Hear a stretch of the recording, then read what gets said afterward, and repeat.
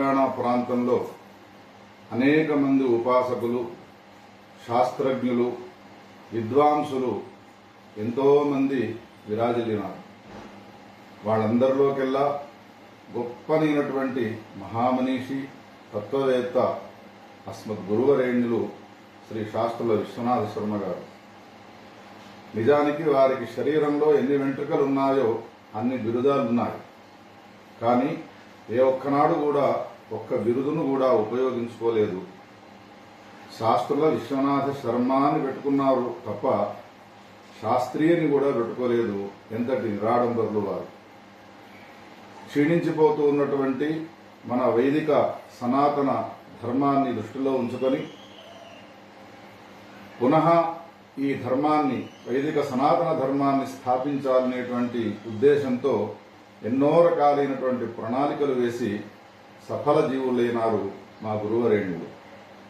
యదా యదా హి ధర్మస్య అని భగవద్గీతలో చెప్పినట్టుగా ధర్మము క్షీణిస్తూ ఉన్న సమయంలో, అధర్మం వృద్ధి చెందుతున్న సమయంలో ధర్మాన్ని స్థాపించే నిమిత్తమై ఆవిర్భవిస్తాను అని ఏ పరమాత్మ అన్నాడో ఆ పరమాత్మ యొక్క అపరావతారమే మా గురువరేణ్యులు శ్రీ శాస్త్రి గారు.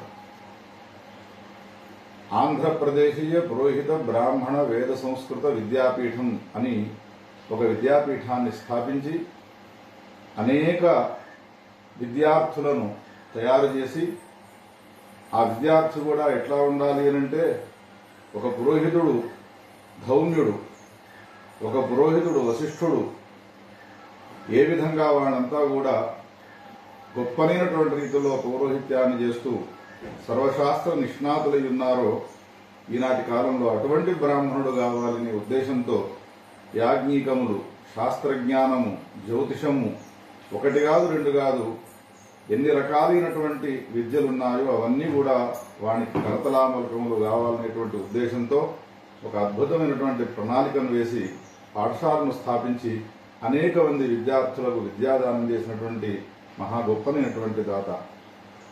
ఇంకో విశేషం ఏమిటంటే ఏ ఒక్కనాడు కూడా పాఠశాల వేరు, నా ఇల్లు వేరు అనేటువంటి భావన లేకుండా తన కొడుకుల కన్నా ఎక్కువ ప్రేమానురాగాలను చూపుతూ విద్యాబుద్ధులు నేర్పడం మాత్రమే కాకుండా మా అందరికీ ఒక క్రమశిక్షణను కూడా నేర్పినటువంటి మహా గొప్పనైనటువంటి మేధావి అస్మత్ గురువరేణ్యులు.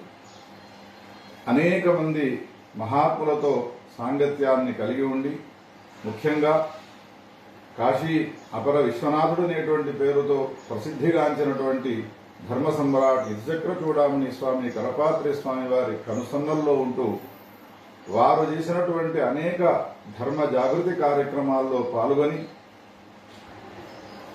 వారి యొక్క ఉద్దేశాలన్నింటినీ కూడా మన తెలంగాణ ప్రాంతంలో ఉన్నటువంటి వాళ్ళందరికీ తెలియపరిచి మరుగున పడిపోయి ఉన్నటువంటి శ్రీ విద్యా సంప్రదాయాన్ని మళ్లీ బహిర్గతం చేసినటువంటి మహా గొప్పనైనటువంటి శ్రీ విద్యోపాసకులు అస్మత్ గురువరేణ్యులు.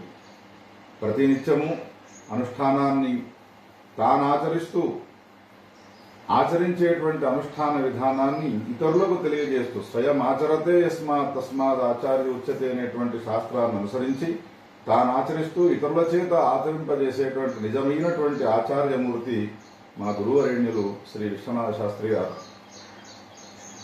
అటువంటి వారికి సంబంధించినటువంటి విషయాన్ని గురించి 5 నిమిషాలు 10 నిమిషాలు కాదు 5 సంవత్సరాలైనా గారు చెప్పిన తరిగిపోనంత గొప్పనైనటువంటి ఉపకారాన్ని మన తెలంగాణ ప్రాంతానికి చేసినారు.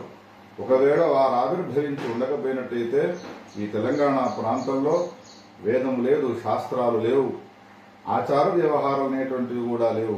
అందరినీ ఒక్కచోటికి చేర్చి సనాతన ధర్మాన్ని బోధిస్తూ ఇంకో విశేషమైనటువంటి కార్యాన్ని ఏం చేసినారు అంటే, జగద్గురు శంకరాచార్యుల వారు రచించినటువంటి ఏ ప్రస్థానత్రయ భాష్యాలున్నాయో ప్రతి పల్లె పల్లెకు వెళ్లి 10 మందిని పోగు చేసి శంకరుల యొక్క ప్రస్థానత్రయ భాష్యాలకు సంబంధించిన విషయాన్ని అందరికీ తెలియపరుస్తూ అద్వైత అమృతాన్ని అందరికీ అందించినారు.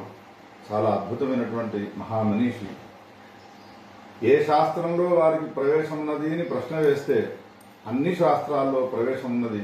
అటువంటి మహామహులు, తపశ్శక్తి సంపన్నులు, స్వాధ్యాయాధ్యాపన నిరతులు షట్కర్మ ధురంధరులైనటువంటి మా శాస్త్రి గారిని స్మరించిన రోజే ఉత్తమమైనటువంటి